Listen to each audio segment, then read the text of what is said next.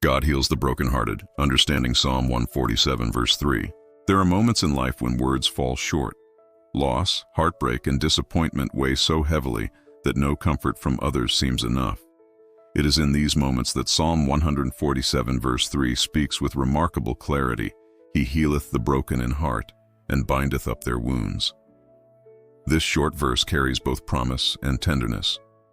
God does not stand distant from pain, but draws near to heal, restore, and mend what feels beyond repair. The God who sees and heals.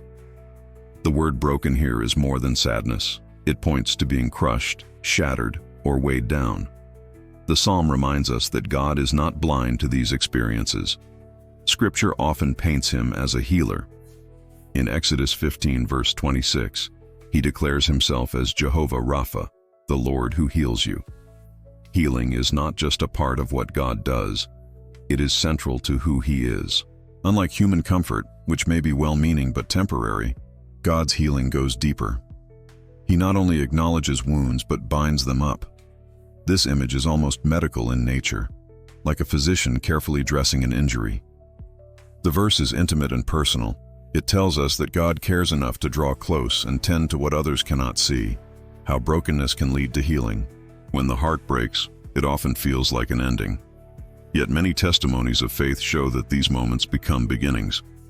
David, who wrote many psalms, cried out in Psalm 34 verse 18, "The Lord is nigh unto them that are of a broken heart, and saveth such as be of a contrite spirit."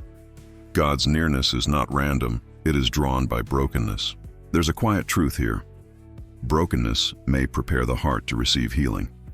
Sometimes strength, pride, or self-sufficiency can keep us from leaning on God. Pain removes these barriers.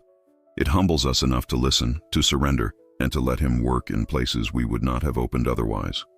Living out the promise of Psalm 147 verse 3. Believing this promise is not always easy. Healing often feels slow, even hidden. But faith rests in knowing God works in unseen ways. In the second book of Corinthians 4 verse 16, Paul reminds believers that though the outward person may feel worn, the inner person is renewed day by day. Healing begins within, even before the outward situation changes. Practically, living this verse might look like daily surrender in prayer, allowing God to carry the weight of grief. It might mean journaling through the pain, naming wounds and inviting God to touch them.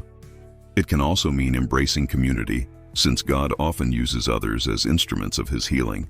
The promise of Psalm 147 verse 3 is not that life will avoid pain, but that no wound is too deep for God to heal. Every scar can become a testimony.